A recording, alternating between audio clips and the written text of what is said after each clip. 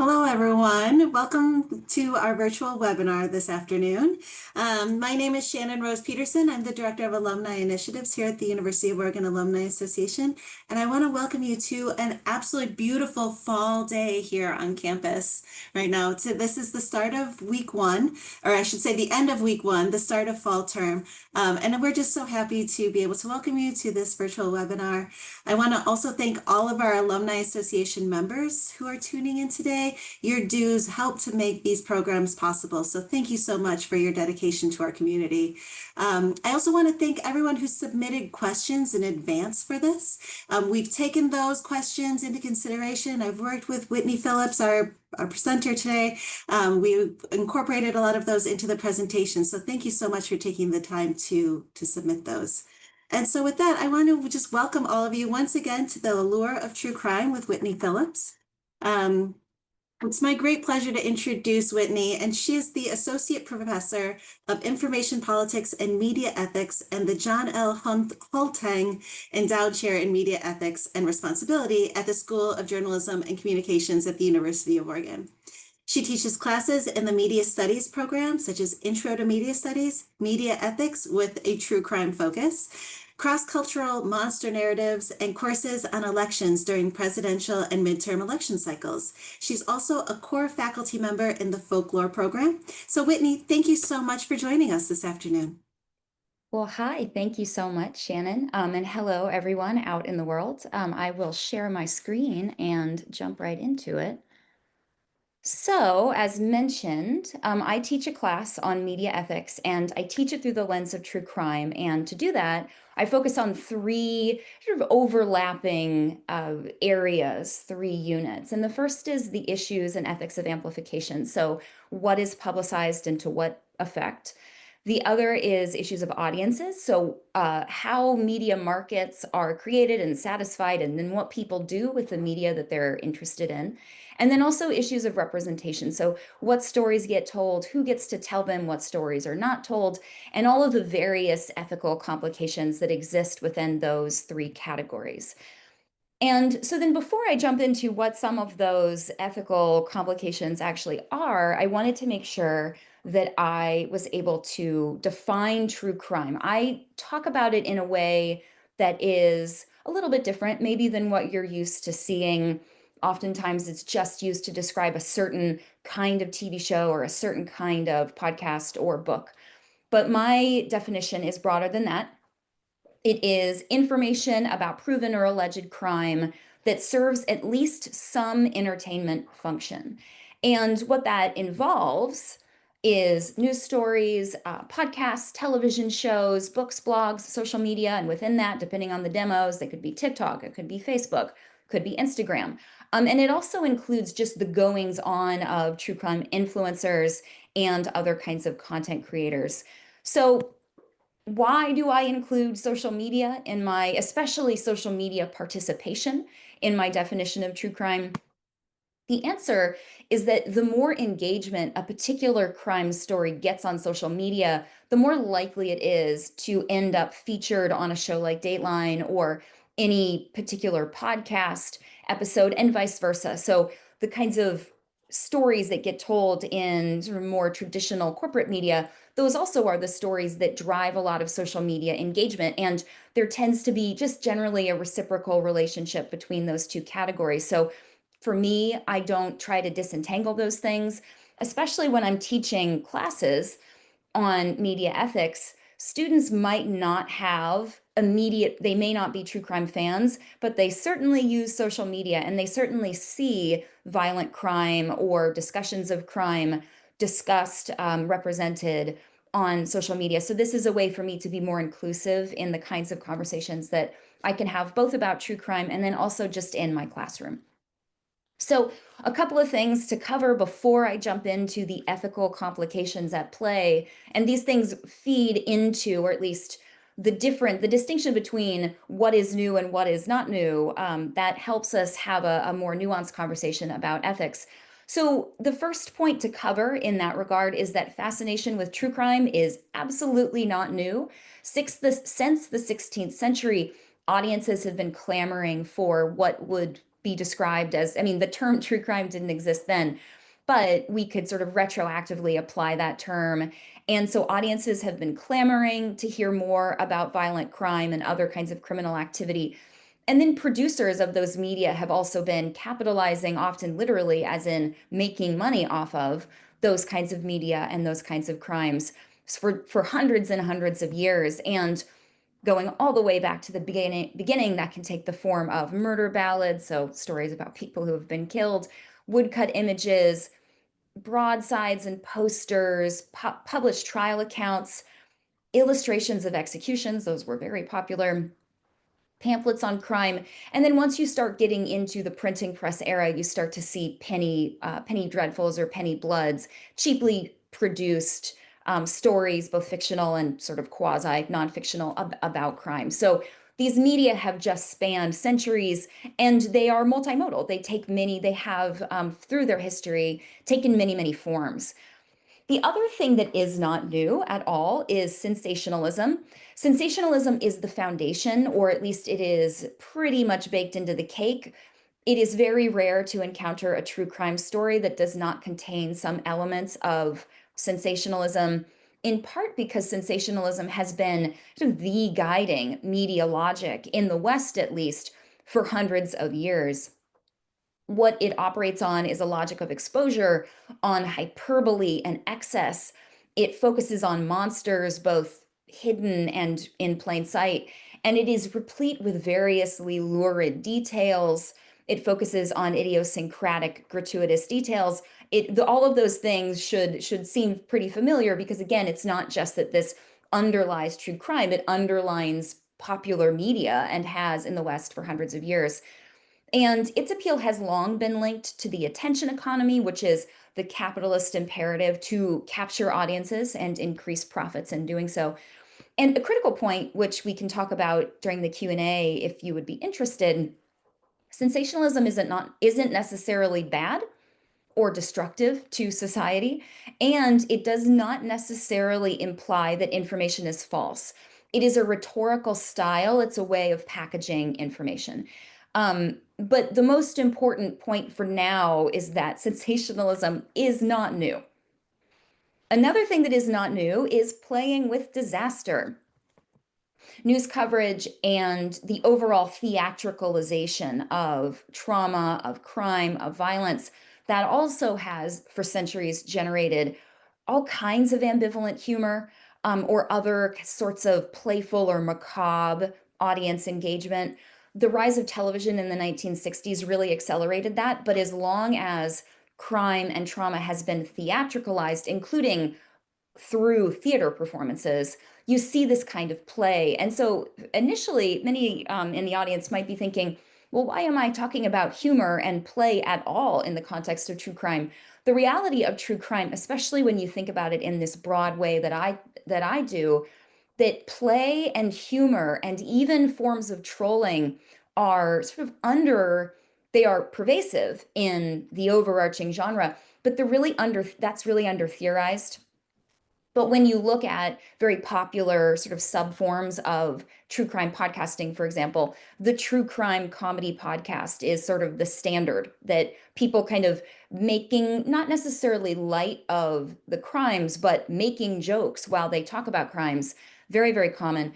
And producers of true crime media, including producers of Dateline, they regularly use, if not outright humor, like in a jokey kind of way, they're winking at the audience, and you see that in the way that they push promotional materials. So humor, play, ambivalence is really, really central to contemporary true crime, but that goes back hundreds of years as well. The thing that is new about this particular moment that creates a whole range or exacerbates existing ethical issues is the technological landscape. So, one of the big changes is the emergence of the digital attention economy, and the algorithms that sort of push content, and the ways in which attention is monetized differently than it ever has been possible to do in the past. Another big change has to do with the decentralization of media, which requires much more competition to try to capture the market share. And relatedly to the first two is you have the ease with which information travels, is shared, is monetized, and is decontextualized, meaning taken out of the original context and placed in some other context, often for the profit of someone, if not economic profit, then at least social capital, social profit. So there are a number of consequences to these changes. When you are thinking specifically about true crime, there's lots of other consequences too that we could get into, that I get into in my work around information politics more broadly, but related to true crime, what these changes do, it really, really can reduce ethical perspective. And that is because trauma is very often flattened into content. And audiences are, through these various sort of informational imperatives to share, to engage, to like, click, and subscribe, that incentivizes audiences and content producers often not to ask too many questions about the ethics of something, and instead just enjoy the show, just enjoy what their algorithms are feeding to them.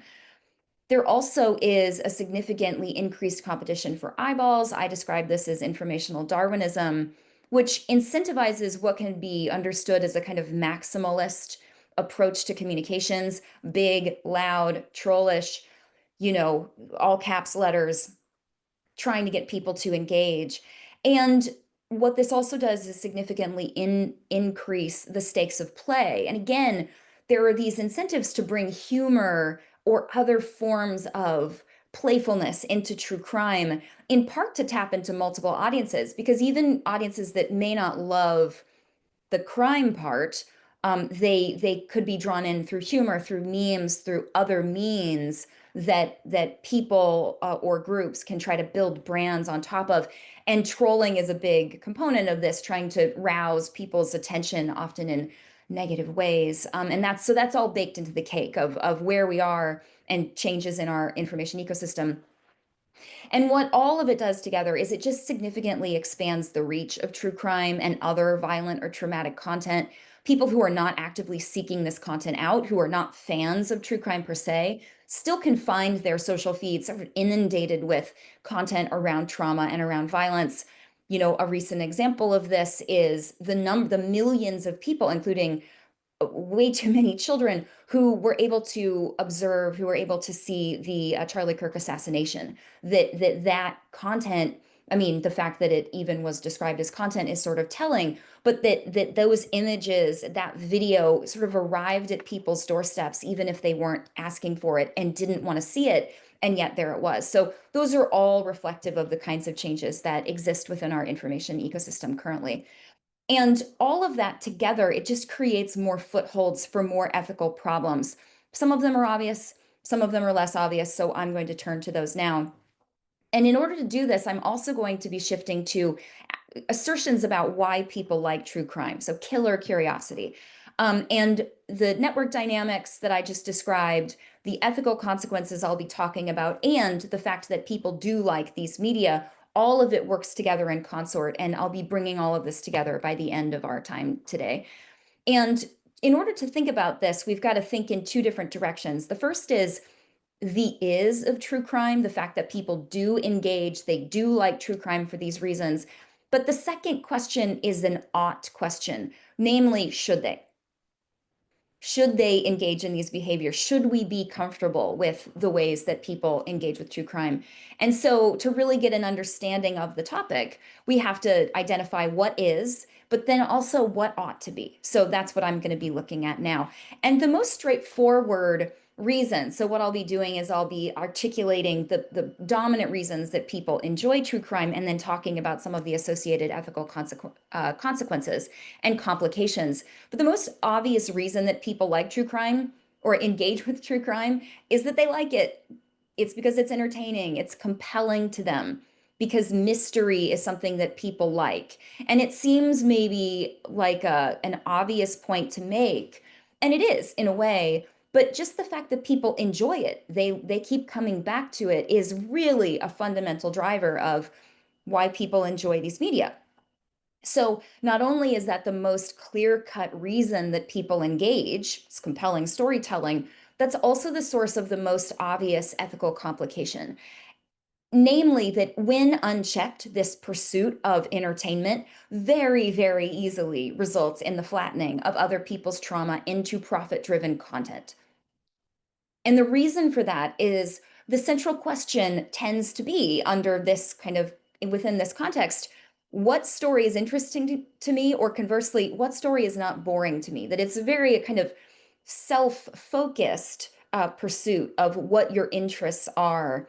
And then the fact that it's the worst possible thing that could have happened to someone else kind of is part of the entertainment, but it's not really where the focus is. The focus is whether or not you're bored. And so you can see where a lot of ethical issues enter that into that scenario.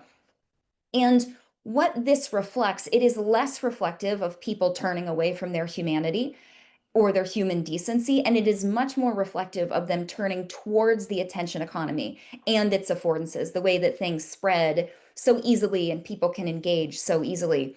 And the reason for that is that, as sort of mentioned a few minutes ago, the attention economy permits or even incentivizes focus on just the entertaining things, just what the algorithm is feeding us, and avoidance of dealing with things that are too much of a bummer or that we just personally are not interested in pursuing. And some content creators, some audience members, some of the audience in the room today might sort of blanch at this suggestion. No one would be thrilled at admitting this of themselves, probably. That many content producers, as I'll talk about in a minute, talk about their engagement in altruistic terms, that certainly it's not just for entertainment value, or they're not trying just to make a profit off of somebody else's trauma or to commoditize, again, the worst imaginable event that could take place in someone else's life. But to foreground a later point, kind of a stark point, the content machine doesn't actually care what our motives are. Trauma does get flattened into content, even if that isn't our objective. That is what our information economy does. It contentifies the things that are shared between people. So I'll be returning to that idea in just a moment. But to get to another reason that people like true crime, people watch to protect themselves or to gain survival skills and avoid victimization. And by people, what I mean is mostly women.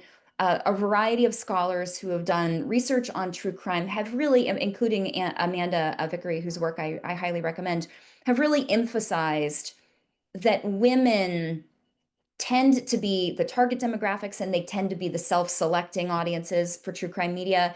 Very often, at least in some of this research, because it provides a kind of roadmap for survival, that these women, these audience members, they're looking to protect themselves from being targeted. They're looking for ways of spotting a killer or serial killer. They're looking for ways to escape a killer, and then they're looking for ways to survive if the worst does happen. And this can be empowering, or at least it can feel empowering, but it does have ethical complications.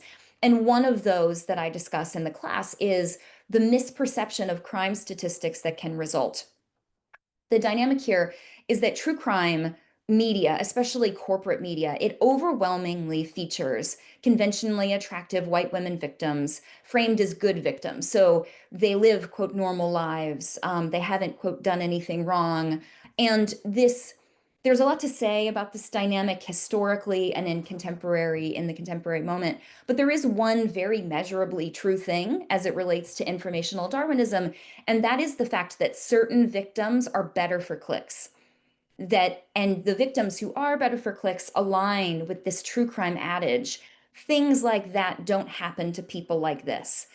And that makes for a more sensational story because it is a misalignment between expectations and reality.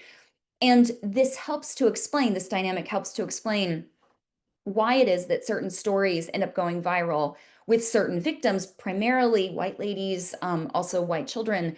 That those are the stories that have always been most likely to go viral, even before the concept of virality was central to the way we talked about the spread of information. Certain victims just were better for copy. They sold more papers. And this was a dynamic that was discussed all the way back, in the late 1800s into the early 1900s. It's not a new dynamic, that people have been aware of this for many, many generations. Another kind of driver of why certain stories end up going viral, so to speak, is the idea that things like that don't happen in places like this. And typically, That's referring to sort of idyllic American towns, rural towns, and also white suburban neighborhoods. This idea is the centerpiece to the storytelling that Truman Capote popularized in Cold Blood, where it is this sort of slice of Americana, and then something violent happens, and something violent is not supposed to happen in those places, which again makes it a more compelling story because expectations and reality are subverted, and then there's more kind of room for sensationalism to reign. And one of the consequences, and this is where the ethical dimension comes in, that the fact that there's this proliferation of stories about quote unquote good victims in quote unquote the right places, meaning the most unexpected places, that what this does is it creates this distorted sort of sense of where the risks are of violence. That, and it is absolutely unquestionably true that white women, and particularly pregnant women, pregnant white women, face risks. 100% they do. But crime rates are often higher in other communities based on race, class, gender, identity, etc. And that is just not the story that true crime has historically told. It tends to tell similar kinds of stories over and over and over again.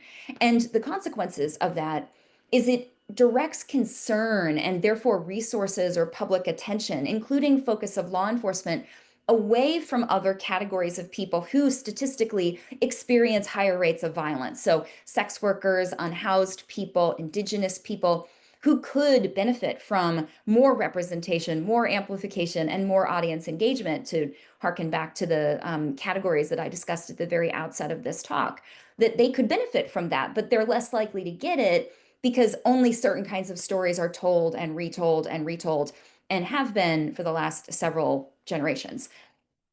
The focus on a particular subset of victims at the expense of other victims also heightens fear among, again, sort of typically white, typically female, typically middle class audiences who are framed by these media as the most likely or the most frequent targets. And so I'll be returning to the mental health piece of this in just a moment. But there's some distortions that end up happening because true crime only tells certain stories and doesn't tell all stories about violence. So to move on to another reason that people like true crime, they engage because they have a desire to help. They want to raise awareness. They want to put pressure on law enforcement. They want to keep a story alive. And that is a very common assertion that is made by content producers when they talk about their channels or their shows or other forms of coverage. And that lines up with ideas about why people spread rumors more generally. So we spread rumors or share information to self-enhance, to enhance our relationships, and to seek the truth through a couple of different lenses. We want to make sense of things and help other people understand. We want to make people laugh. And in the context of social media, we want people to like, click, and subscribe. Horribleness plays a similar role. If we tell a story through that lens, it's more likely to get engagement. And we also share stories because they're personally relevant, because the crime or the issue impacts a person's neighborhood or community. And so they want to share because they want to spread the information to that group of people. So in other words, people share stories just generally, but particularly stories about crime, because they see a material benefit in sharing those stories with others. And it's true that public exposure can and does sometimes put pressure on law enforcement. It can lead to tips, it can lead to arrests, etc. But it doesn't always help, or even if it does help in some ways, it can cause complications in other directions. It can raise very serious privacy issues when citizen sleuths, so untrained social media users who kind of get involved in the investigation, which ultimately can be a form of vigilantism when people mistrust law enforcement and then decide to take the investigation into their own hands. And some of the people who are identified as suspects, some of whom have absolutely no connection to a crime, can face very intense harassment and trolling by people who think that they're doing the right thing by engaging in these investigations. And the other thing that can happen when lots of people get involved because they're trying to help is that it can really slow law enforcement down because now they have maybe thousands, maybe tens of thousands of tips that they have to run down, which eats up resources, which of course are limited within law enforcement. And the other thing, and this is the one that concerns me the most, is that this form of helping, this desire to kind of put issues and stories in the spotlight, it can actually rob families and friends of victims the ability to control their own narratives and therefore to control the trajectory of their own lives or to sort of feel empowered in their own grief process.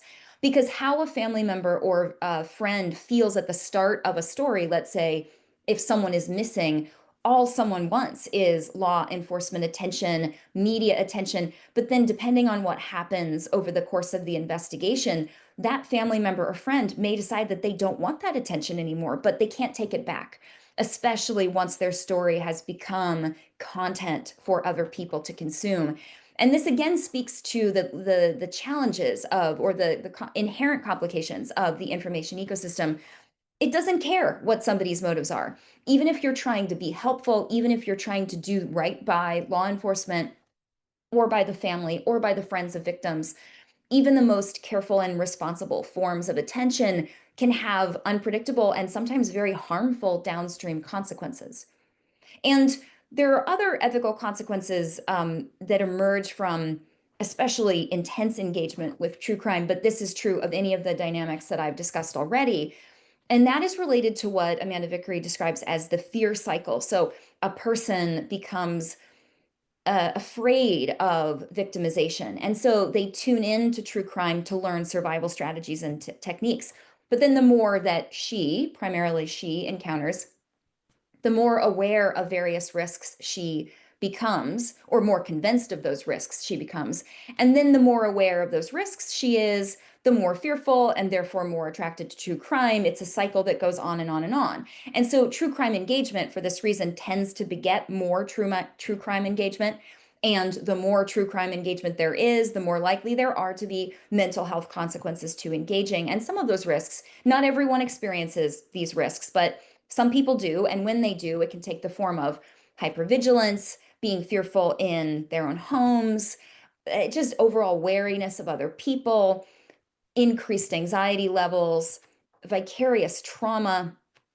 And this isn't just a problem for individual people, although it can be.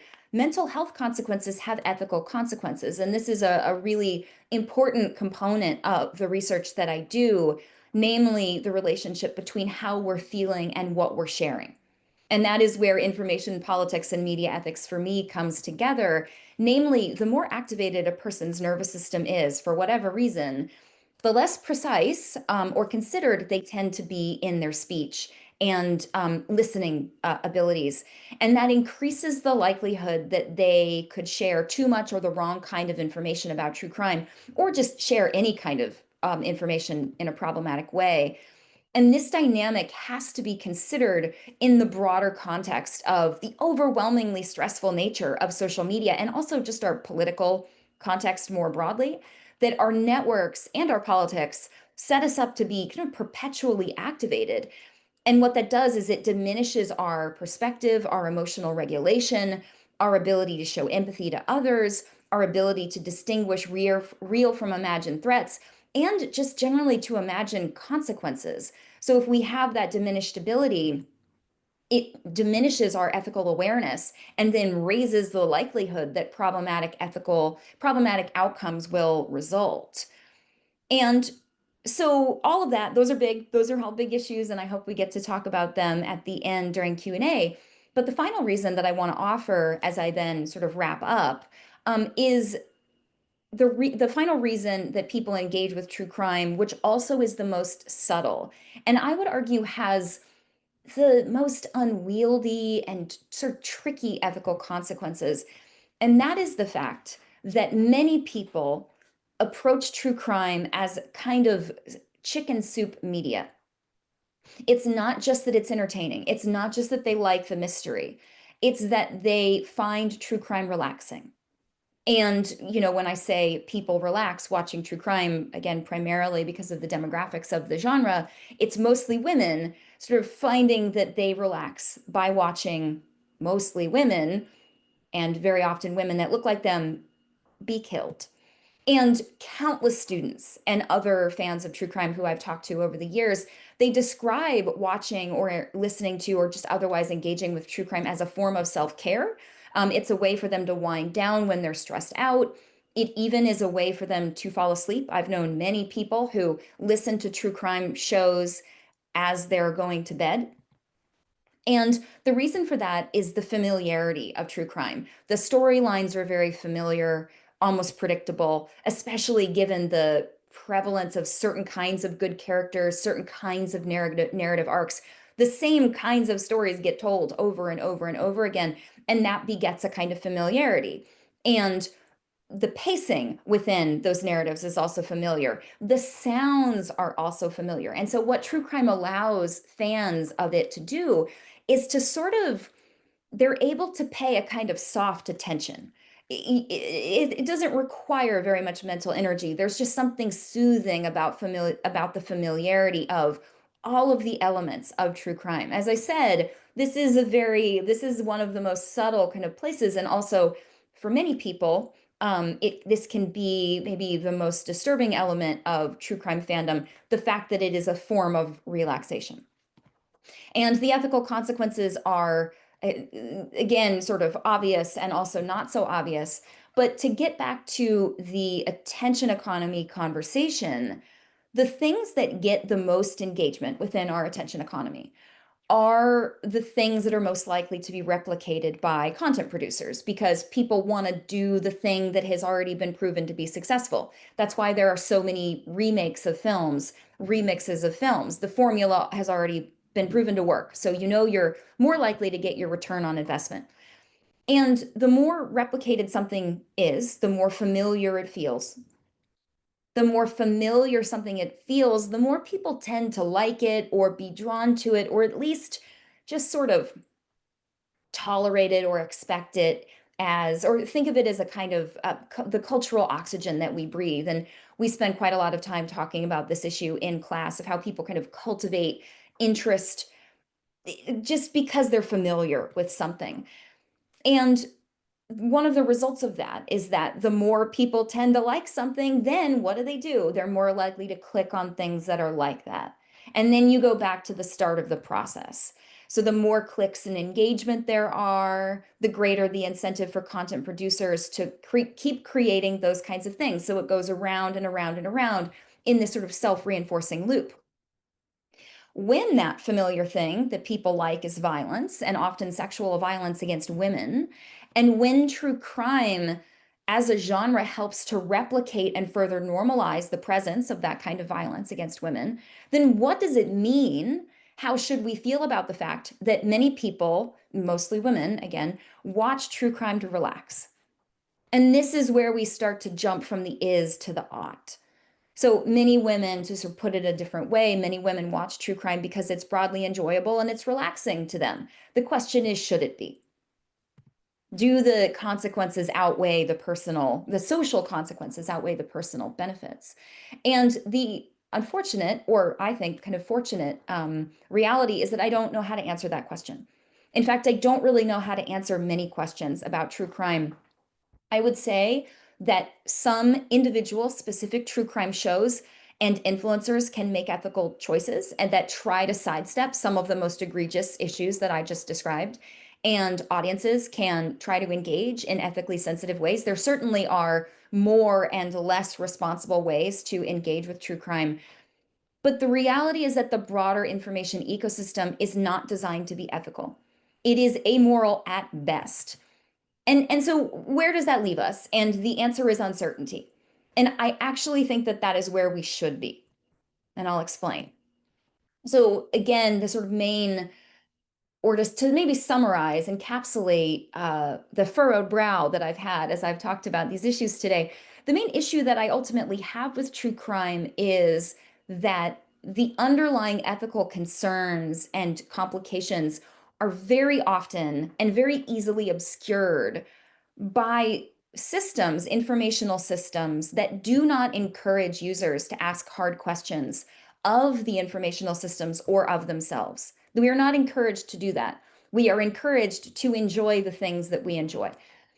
And I think that we need to drag those ethical issues to the forefront so that people can assess whether certain actions or outcomes align with their values and then make informed decisions from there. I am not of a camp that demands that people not watch true crime or watches or not watches anything. It's about being able to make choices based on weighing the costs and benefits and considering whether those costs and benefits ultimately align with our values. That is really the task.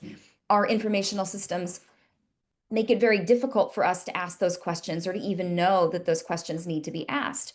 And as a result, because people don't necessarily know that they should be asking questions, they're very unlikely to arrive at thoughtful answers, because they're not engaging with the questions that I think we should be engaging with. Namely, is this okay? How do we feel about participating in these kinds of systems? And that's why ultimately I think uncertainty is so important and, in fact, is the most ethical approach to true crime.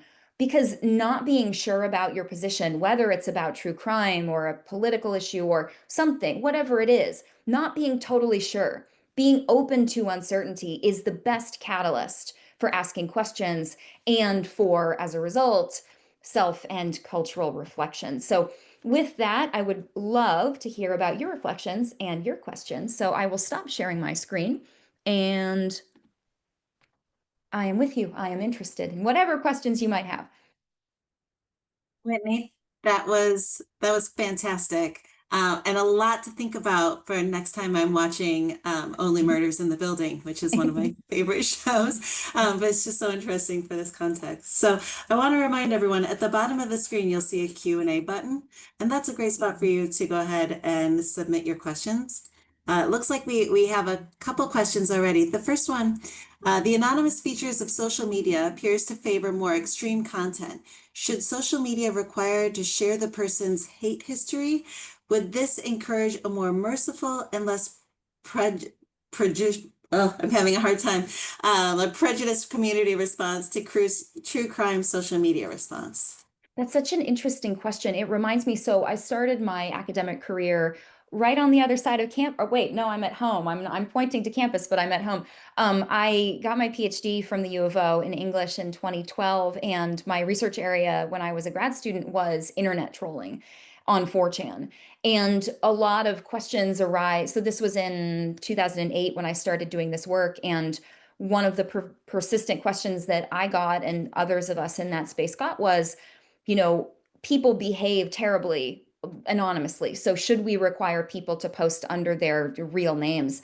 And the challenge with that was that, first of all, people are very happy, often too happy, to post hateful things with their real names attached because they don't think that they're bad things to say. But that also connects to a deeper challenge to thinking that we could solve the problem of bad behavior online with things like real name policies, which is that people perform for particular kinds of audiences. And what anonymity does is it actually it enhances whatever happens to be the group norm. So if the group norm is to be altruistic and kind and compassionate, anonymity actually enhances those qualities. But if the group norm is to be antagonistic and awful, then anonymity reinforces those qualities. And in a similar way, if we were to, this is my sort of steeped in trolling brain speaking, if we were to require a sort of hate history, those of us, and I put myself within that camp, I don't hate and harassment and violence and antagonism. We need less of that in our world, in our lives. The problem, though, is that some people think it's awesome.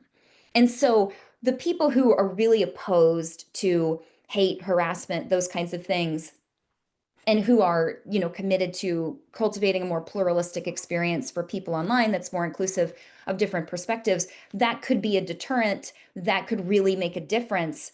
But for the people who enjoy harassing others, causing problems, or who have, demonized certain opponents, and so they kind of win troll points by being nasty, that the worry is that they would actually that kind of hate history would be almost like a badge of honor. And so it just is, the way that people engage online is very complicated because human arrangements are very complicated. So, you know, I think that the way that I try to intervene with students is I just try to show them what are the roadblocks to you exercising your full humanity. You know, how can you think in a more pluralistic and inclusive way, and kind of cultivating those values offline, as it were, so that then when people behave online, they kind of have more of a toolkit, or they are reminded of why it's important to think in a humane, pluralistic, and inclusive kind of a way. So, unfortunately, because the problems are not the result of our technologies, they're the result of ourselves. Technologies tend to be really challenging in being the source of solutions. We've got to figure out how to cultivate softer hearts offline first, and that is a very tall order. So I don't know if that's a particularly satisfying question, but that again is troll trained brain thinking. Thanks. Thank you. There's another question here about demographics. So, are there other demographics that affect or change this information? For example, are these just Western views, or is this a globally shared allure towards true crime?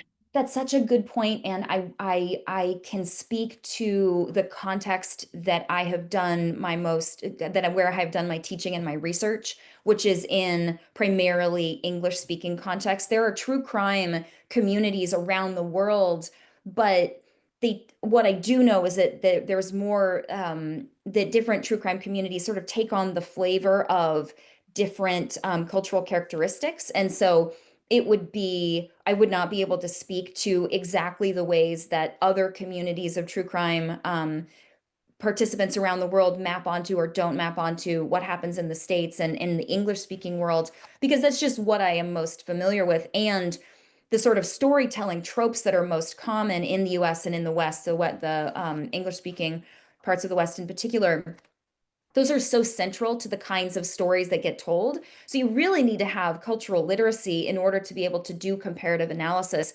And what's very interesting about true crime research is that there hasn't actually been, I mean, there's surprisingly little work that's been published, even in a Western English speaking context. There's a handful of books, there are some scholars who do it, but it is, for some reason, it just hasn't received a lot of attention. And that means that the kinds of scholarship that would be required for me to be able to understand what's going on in other parts of the world, there's just not a lot of people doing it. And again, that the reason for that I cannot explain, because it is so extensively it is so well entrenched as a cultural forms. I don't know why there aren't more American experts in American true crime.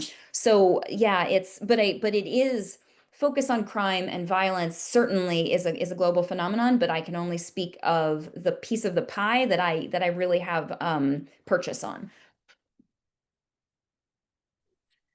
So our next question is, while it seems like the vast majority of true crime audiences are women, especially white women, and this interest comes with all the ethical concerns, yet there's some justification in this interest, for example, learning warning signs or survival skills, etc. Are there differences in why the men who like true crime actually like it? I was struck by your observation that so many of these stories are violence against women perpetrated by men. What does that say about the men who enjoy the true crime genre? I mean, what I have encountered most frequently in my own life, and I come from a family of where all of the women are true crime fans, and all of the partners who are men hate it and are like, "Why are you? This is so stressful. Why are you watching it? And also, it's boring." And in my experience teaching, and I've taught upwards of I mean, maybe 1,000 students on true crime at this point, and I have not in I have encountered many, many, many young women, and just speaking to my classes here at UO, many young women who identify themselves as true crime fans. I've not encountered any men who so enthusiastically talk about true crime as such. But what you do see is a differing interest in the kinds of crimes. So the traditional sort of true crime is ladies being murdered. But the kinds of things that I have encountered that the young men in my classes are interested in have to do with other forms of crime that aren't necessarily sexual violence against women, which is a very interesting distinction. And I still don't fully, I mean, I've read the research that exists out there. I know the theories as to why it is that women tend to be drawn to stories of sexual violence against women.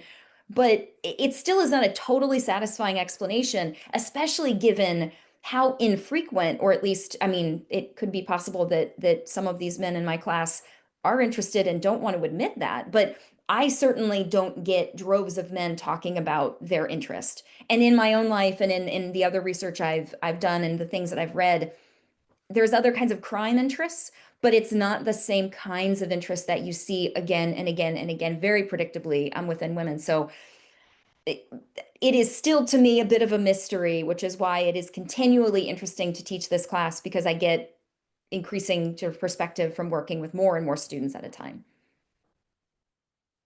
I'm going to combine two questions here because they're kind of related. One of them is there any particular true crime case that should have more or less publicity?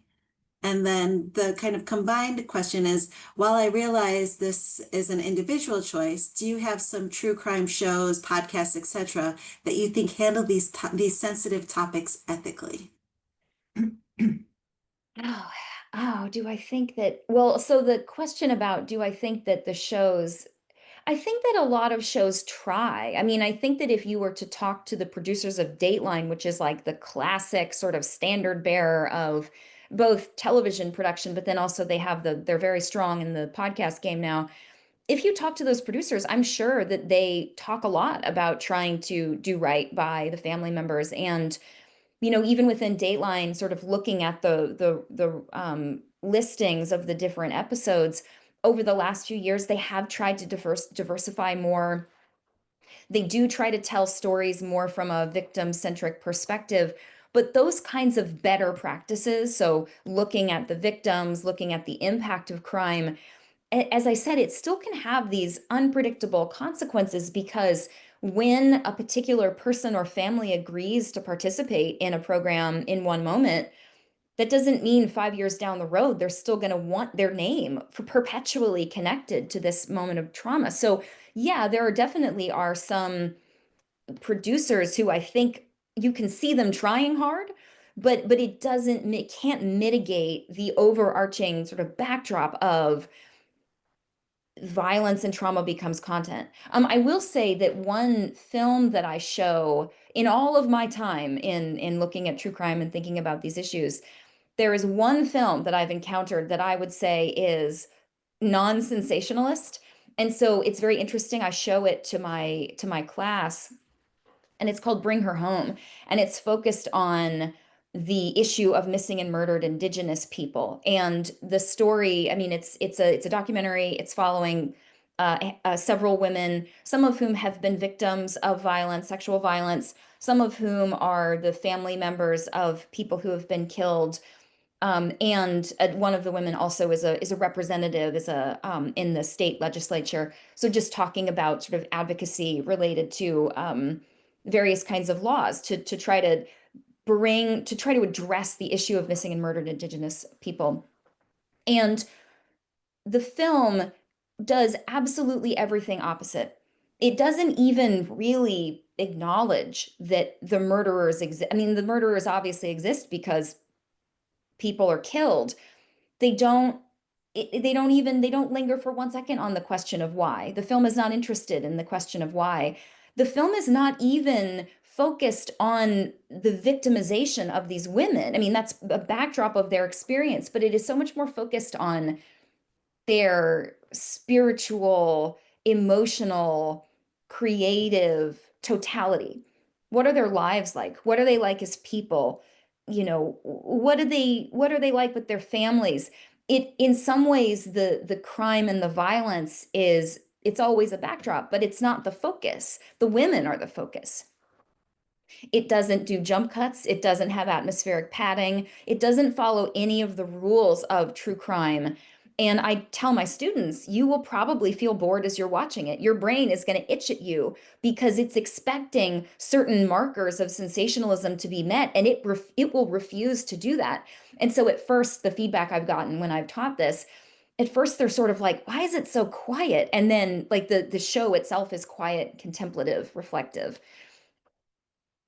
And then afterwards, they're like, I've never had a media experience like that, where their brain was telling them, you need more stimulation. But then the other part of their brain was like, wow, I just get to be in this moment and I just get to experience the quiet of getting to watch people live their lives.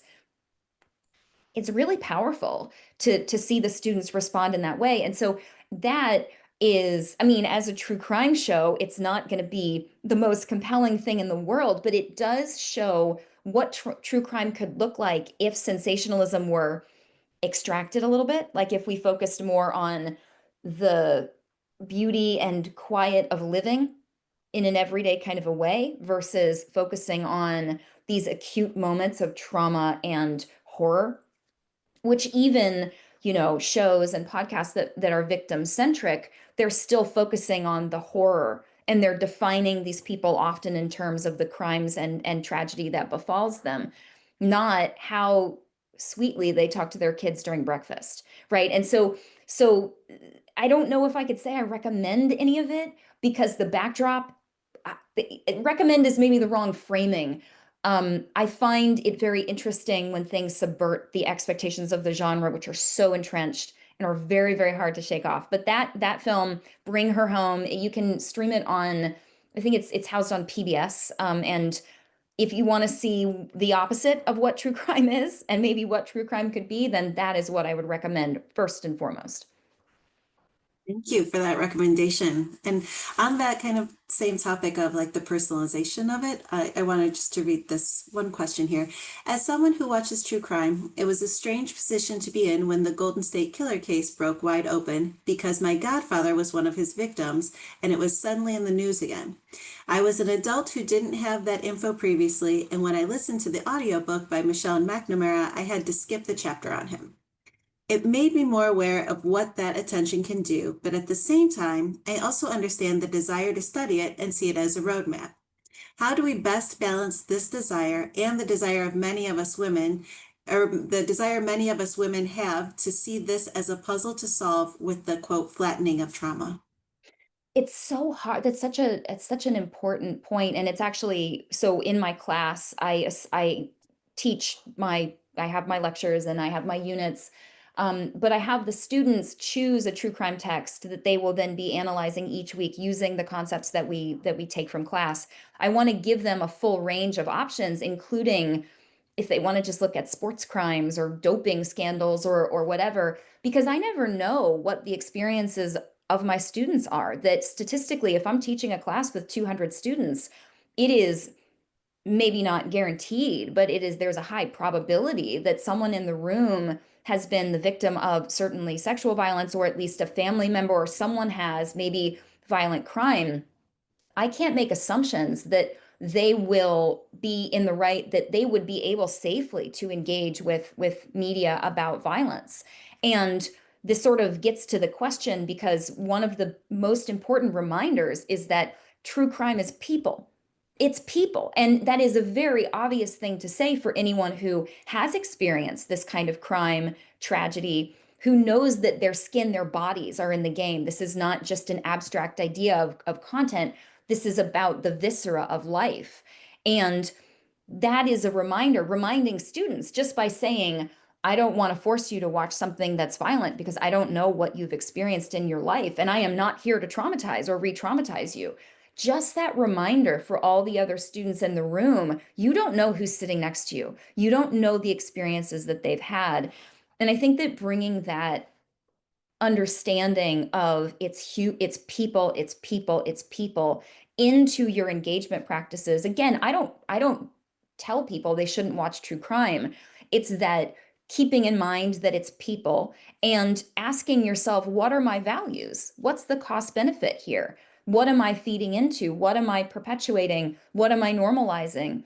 What am I refusing to feel in myself? That those are all questions about bodies. our own bodies, other people's bodies.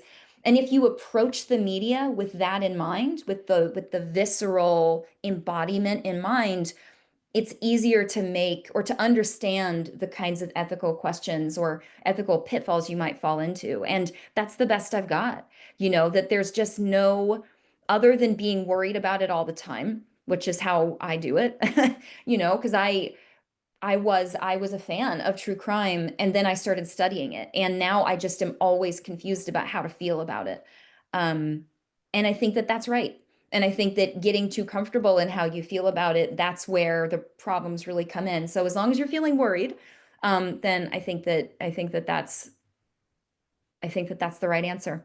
And it is the least satisfying answer in the world, and I'm sorry, but I also think it happens to be correct. So that's the best that I can do.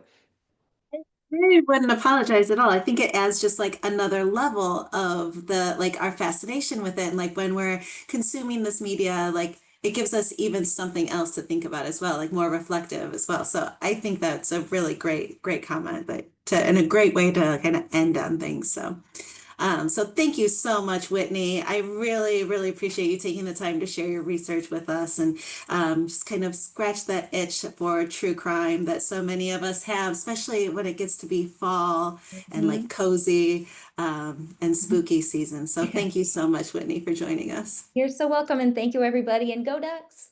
Go Ducks. Thank you. And I want to say thank you also to everyone who submitted your questions. I know that we did not get to all of the questions. But I'm just happy that we were able to at least address some of them. And just thank you so much. We'll email a recording of this lecture to everybody in the next couple days. I also ask that you please take a moment and just scan this QR code that's on the screen. It'll take you to our survey. And so I'd love to get your feedback about this webinar. Give us any other kind of suggestions for different topics you'd like us to address in the future. I read all of the survey responses and I do use them to help us select topics for upcoming events. So with that, I just want to say thank you once again. And Whitney, I mean, you ended it perfectly. Go Ducks, everyone. Thank you. Bye.